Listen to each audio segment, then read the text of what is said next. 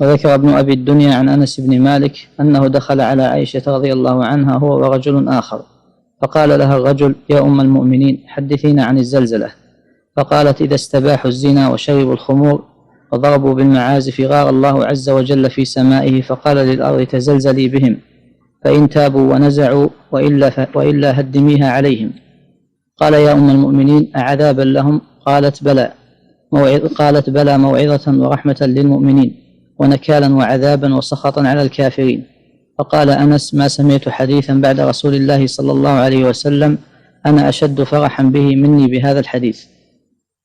نعم، الزلازل حركة الأرض واضطرابها، وهذه إنما تحدث عند المجاهرة بالمعاصي والكفر، حينئذ تحدث الزلازل، وتكثر الزلازل في آخر الزمان، كما تسمعون عن الزلازل الآن التي تدمر المدن، تدمر البلاد وتهدم المباني. هذه عقوبات، ما هي بكوارث طبيعية كما يسمونها كوارث طبيعية، هذا كلام الكفار. أما أهل الإيمان فيقولون هذه عقوبات، ما هي بكوارث طبيعية، هذه عقوبات من الله عز وجل. نعم.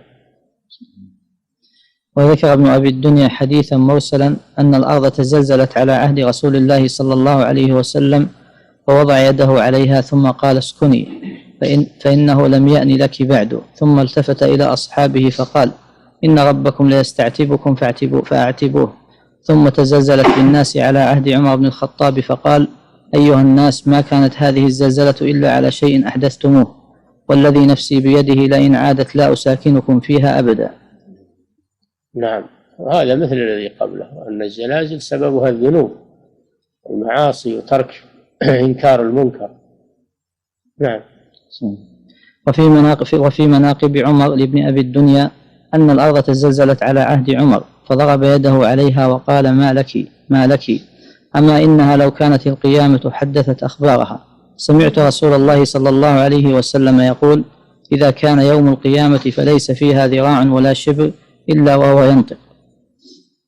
نعم، تخبر عما فعل الناس على ظهرها، يومئذ تحدث أخبارها، تشهد على الناس بما عملوا من خير أو شر. نعم. وذكر الإمام أحمد عن صفية قالت: زلزلت المدينة على عهد عمر فقال: يا أيها الناس، ما هذا؟ ما أسرع ما أحدثتم، لئن عادت لا أساكنكم فيها. مثل الأول، إن سبب الزلزلة هو الإحداث في دين الله وتغيير دين الله عز وجل. نعم.